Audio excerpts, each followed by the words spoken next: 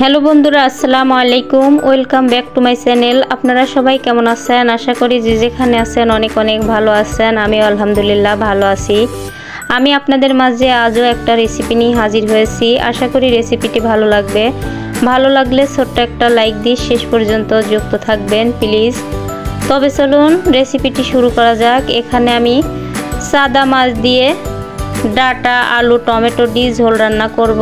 আশা করি আপনাদের কাছে অনেক অনেক ভালো লাগবে। এই যে আমি সাদা মাছ নিয়েছি, তবে এই সাদা মাছটা পাঁচমিশালি মাছ ছিল।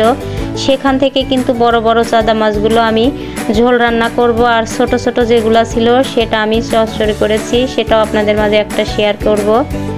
এখানে আমি অনেকগুলো ডাটা নিয়েছি, আলু কেটে নিয়েছি, টমেটো কেটে নিয়েছি, এখানে নিয়েছি অনেকগুলো পেঁয়াজ আর কাঁচামরিচ কেটে নিয়েছি।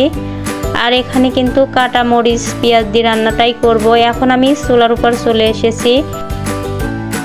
পর একটা কড়াই বসিয়ে দিয়েছি, কড়াই গরম হয়ে গেছে, দিয়ে দিলাম পরিমাণ মতো তেল। এখন আমি তেলটা গরম হয়ে গেছে, কেটে রাখা পেঁয়াজ আর মরিচটা দিয়ে দিলাম এখানে কিছু জিরাটা দেওয়ার পরে সুন্দর করে 2-3 মিনিটের মতো নাড়াচাড়া করে এখানে বাদ বাকি মশলাগুলো দিয়ে দেব। এই যে নাড়াচাড়া করে নিয়েছি, দিয়ে দিলাম পরিমাণ মতো লবণ, দিয়ে দিলাম পরিমাণ মতো হলুদের গুঁড়া। এখন আমি দিয়ে দিলাম পরিমাণ মতো ধনিয়া গুঁড়া। এখন আবারও 2 থেকে 3 মিনিটের মতো নাড়াচাড়া করে দিয়ে দেবো পরিমাণ মতো লাল মরিচের গুঁড়া। এই যে মরিচের গুঁড়া দিয়ে দিয়েছি, তবে ঝালটা আপনাদের মতো করে দিবেন কম বেশি। আমার কাছে ঝালটা যেমন মনে ভালো লাগে তেমন করেই দিয়েছি। এ পর্যায়ে সুন্দর করে পেঁয়াজ মরিচটা কষানো হয়ে গেছে, দিয়ে দিলাম কেটে রাখা টমেটোটা দেওয়ার পরে আবারও সুন্দর করে নাড়াচাড়া করে দিচ্ছি, দেখতে পাচ্ছেন। আর 2 থেকে 5 মিনিটের মতো টমেটোটা কষিয়ে নেব। এ পর্যায়ে দেখতে পাচ্ছেন টমেটোটা কিন্তু অনেকটাই গলে যাচ্ছে। টমেটোটা দেওয়ার পরে কষানো কিন্তু হয়ে গেছে। এখন আমি অল্প একটু পানি দিয়ে দিলাম। পানিটা দেওয়ার পরে নাড়াচাড়া করে এখানে আমি কেটে রাখা ডাটা আলুটা দিয়ে দেব। তবে আমার রেসিপিটা যে যেখান থেকে দেখছেন আপনারা প্লিজ একটা সাবস্ক্রাইব করে আমার পাশে থাকবেন। এই যে ডাটা আলুটা দিয়ে দিয়েছি, এগুলো দেওয়ার পরে সুন্দর করে মশলার সাথে টমেটোর সাথে ভালো করে নাড়াচাড়া করে মিক্স করে নিচ্ছি। মিক্সটা করা হয়ে গেছে। এ পর্যায়ে আমি 5 মিনিটের মতো একটা ঢাকা দিয়ে ঢেকে দেব, তাহলে কিন্তু সুন্দর মতো ডাটা আলুটা সেদ্ধ হয়ে যাবে। এই যে ঢাকা দিয়ে দিলাম। ঢাকা খুলে আমি 5 মিনিট পরে আপনাদের দেখাচ্ছি। মশলা থেকে কিন্তু তেল ছেড়ে দিয়েছে আর ডাটা আলুটা এই পর্যায়ে সেদ্ধ হয়ে গেছে।